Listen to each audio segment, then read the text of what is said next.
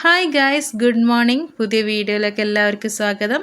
ഇന്ന് ഒരു full day വ്ളോഗാണ് ഉദ്ദേശിക്കുന്നത്. ഇപ്പോൾ സമയം 9 മണിയാണ് കേട്ടോ. ജനൽ കൂടി നോക്കിയേ, നട്ടുച്ച വെയിലാണ് ഇവിടെ. നമ്മളെ നാട്ടിലുള്ള തല പൊട്ടുന്ന വെയിൽ പറയുന്നില്ല, അതിവിടെ 9 മണിക്ക് തന്നെ സ്റ്റാർട്ട് ചെയ്യുന്നുണ്ട്. നോക്കിയേ, എന്തൊരു വെയിലല്ലേ. ഈ കാഴ്ചകളൊക്കെ കണ്ട് നമുക്ക് താഴോട്ടേക്ക് ഇറങ്ങാം. ക്യാൻ വാട്ടർ വന്നിട്ടുണ്ടോ നോക്കാനാണ് ഈ പോകുന്നത്. ഇവിടെ ഇങ്ങനെയാണ്, വെള്ളത്തിന് ഇങ്ങനെ വിളിച്ചു പറഞ്ഞ് കൊണ്ടുവരികയാണ് ചെയ്യാം. അങ്ങനെ അതും എടുത്തുകൊണ്ട് ഇനിയും മുകളിലേക്ക് നടക്കണം. രാവിലെ നല്ലൊരു എക്സർസൈസ് ആയിട്ടോ, ഇനി വേറൊന്നും വേണ്ട.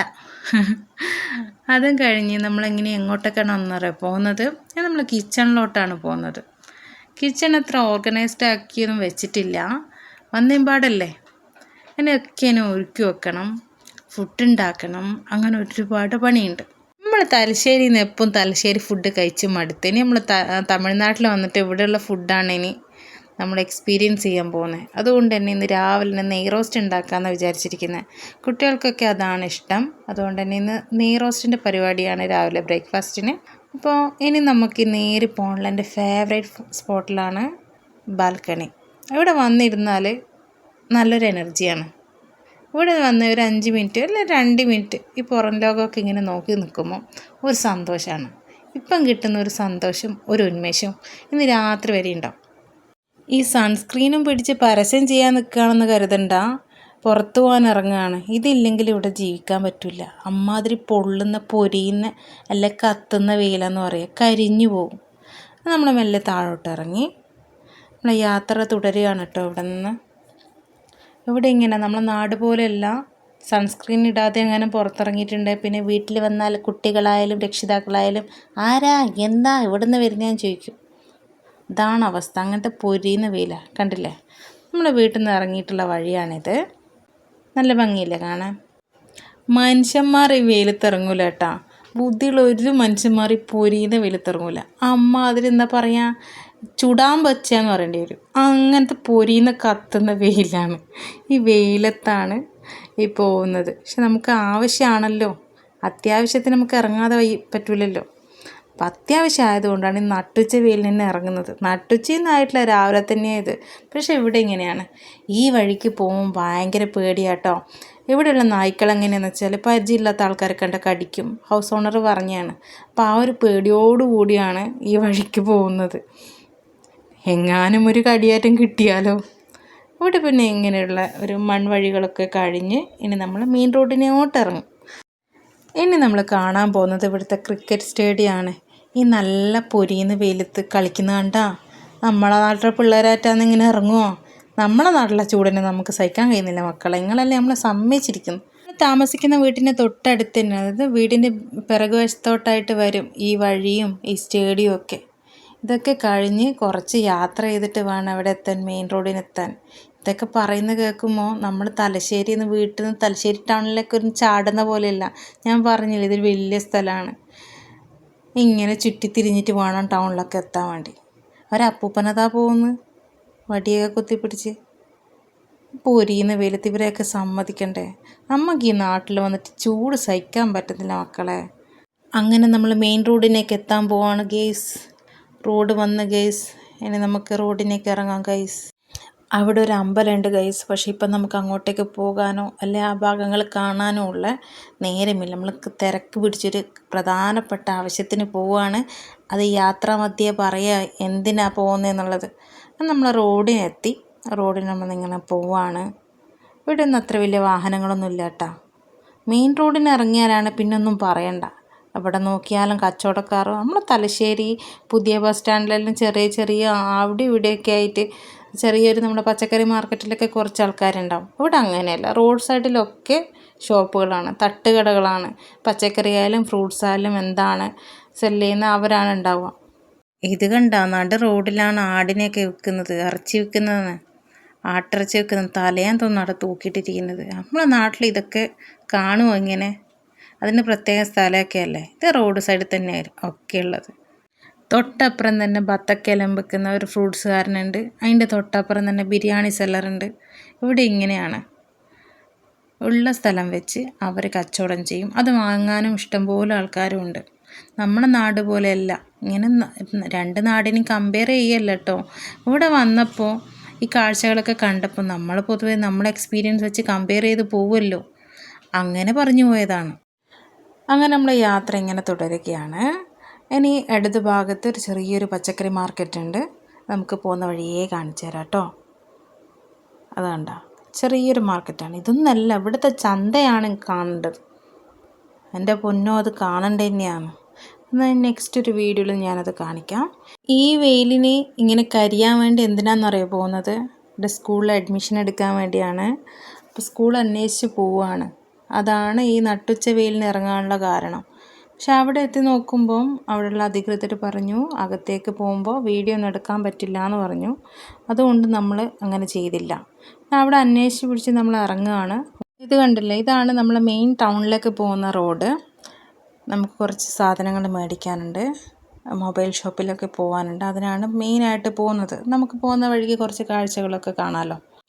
നമ്മൾ തലശ്ശേരിയിൽ നിന്ന് തലശ്ശേരി ടൗണിലേക്ക്, അതായത് തലശ്ശേരി ചുറ്റുവട്ടമുള്ള പ്രദേശത്ത് നിന്ന് കതിരൂരിൽ നിന്നോ അല്ലെങ്കിൽ ചെറക്കരയിൽ നിന്നോ അല്ല ചേറ്റംകുന്നിൽ ഒന്ന് തലശ്ശേരി ടൗണിലെത്തുന്നതും നമ്മളിവിടെ ചെറിയൊരു സ്ഥലത്ത് നിന്ന് ടൗണിലേക്ക് എത്തുന്നത് തമ്മിൽ ഭയങ്കര വ്യത്യാസമുണ്ട് കേട്ടോ. ഇതെവിടെ എത്തണം എന്നറിയാം? റോഡും പാലവും കയറി കടന്ന് ഒരുപാട് ദൂരം ഓടിയിട്ടാണ് ടൗണിലെത്തേണ്ടത്. നമുക്ക് ഇതിവിടെ ഒരുപാട് ഓടാനുണ്ട്. ഞാൻ ഇന്നലത്തെ വീഡിയോ പറഞ്ഞിട്ടുണ്ടായിരുന്നു ഇത് വലിയൊരു സ്ഥലമാണ് എന്നുള്ളത്.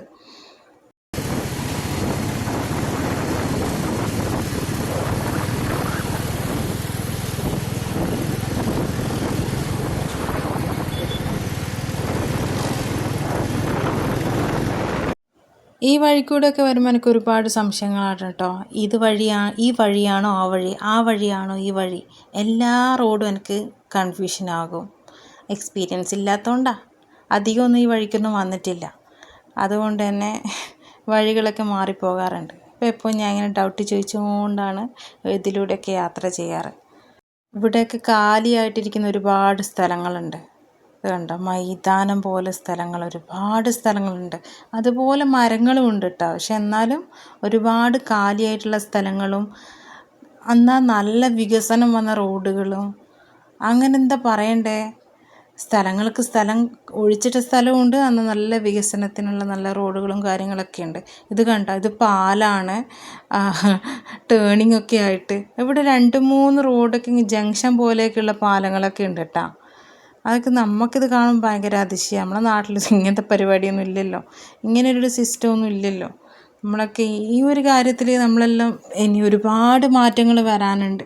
ഇനി നമ്മൾ കാണാൻ പോകുന്നത് മെയിൻ റോഡിലുള്ള പോലെ റോണ്ടോ ബോട്ടും 4 സൈഡിൽ റോഡും ആയിട്ടുള്ളൊരു പാലാണ്. പാലത്തിന് മേലെ നമ്മളുള്ളത്. സത്യം പറഞ്ഞാൽ എനിക്കിതൊക്കെ ഞാൻ ഭയങ്കര എക്സൈറ്റഡ് ആയിട്ടാണ് കേട്ടോ. ഏത് ഭാഗത്തേക്കാണ് ഫോണും ചലിപ്പിക്കേണ്ടത്, ഏത് ഭാഗത്താണ് ഷൂട്ട് ചെയ്യേണ്ടത് എനിക്കൊരു ഐഡിയയും കിട്ടുന്നില്ല. കാരണം എനിക്ക് ഭയങ്കര അതിശയമാണ് ഇതിലേ പോകുമ്പോൾ എപ്പോഴും. നമ്മൾ എക്സ്പീരിയൻസ് ചെയ്യാത്തതുകൊണ്ട് നമുക്കിങ്ങനെ ഇതിലേ എത്ര മനുഷ്യന്മാർ പോകുന്നുണ്ട്. അവർക്കൊന്നും അവരെ നാടാണല്ലോ. ഈ കാണാൻ വന്ന കാഴ്ചക്കാരായി നമുക്കാണല്ലോ ഈ എക്സൈറ്റ്മെൻറ്റ് മൊത്തം ഉണ്ടാവുക. ഇനി അടുത്തതായി നമ്മൾ കാണാൻ പോകുന്നത് ഇന്നലെ വന്നിറങ്ങിയ റെയിൽവേ സ്റ്റേഷനാണ്. നമുക്ക് നോക്കിയാലോ എങ്ങനെയുണ്ട് എന്നുള്ളത്. ഇന്നലെ ഇറങ്ങുമ്പോൾ വീഡിയോ എടുക്കാൻ പറ്റിയിട്ടുണ്ടായിരുന്നില്ല, ലഗേജൊക്കെ ഉണ്ടായിരുന്നു കയ്യിൽ. അതുകൊണ്ട് തന്നെ ഇറങ്ങുന്ന വീഡിയോ ഒന്നും എടുക്കാൻ പറ്റിയിട്ടുണ്ടായിരുന്നില്ല. ജസ്റ്റ് ഒന്ന് റെയിൽവേ സ്റ്റേഷൻ ഒന്ന് കാണിച്ചു തരാം കേട്ടോ. നമുക്ക് ആ വഴിക്കല്ല പോകേണ്ടത്, ജസ്റ്റ് ഒന്ന് ഓടിച്ച് വിട്ട പോലെ ഒന്ന് കാണിച്ചു തരാം കേട്ടോ. ഇതായി കാണുന്ന വഴിക്കൂടെ പോയാലാണ് റെയിൽവേ സ്റ്റേഷൻ. ഇതാണ് അതിൻ്റെ എൻട്രൻസ് ആണ്. കവാടം കണ്ടോ, ഇതിലെയാണ് റെയിൽവേ സ്റ്റേഷനിലേക്ക് പോകുന്നത്. നമുക്ക് അതിലെയല്ല പോകേണ്ടത്, നമുക്ക് നേരെ ഓപ്പോസിറ്റുള്ള വഴിക്കാണ് പോകുന്നത്. നമുക്കിനി നെക്സ്റ്റ് പോകാനുള്ളത് ഇവിടുത്തെ മൊബൈൽ ബസാറിലാണ്. ഇവിടെ മൊബൈൽ ബസാർ എന്ന് പറയുമ്പോൾ നമ്മുടെ നാട്ടിലുള്ള ചെറിയ മൊബൈൽ ഷോപ്പ് പോലെയൊന്നുമല്ല.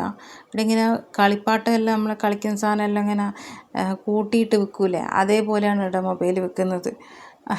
നമുക്ക് മൊബൈലിന് ചെറിയൊരു തകരാറൊക്കെ പറ്റിയിട്ടുണ്ട്. അതുകൊണ്ട് തന്നെ പുതിയൊന്ന് മേടിക്കണം. അത് നോക്കാൻ വേണ്ടിയിട്ടാണ് മൊബൈൽ ബസാറിലേക്ക് ഇപ്പം പോകുന്നത്. ഇവിടെയുള്ള ബസ് സ്റ്റാൻഡൊക്കെ കണ്ടോ, എന്താ അല്ലേ, പിങ്ക് കളറുള്ള ബസ്.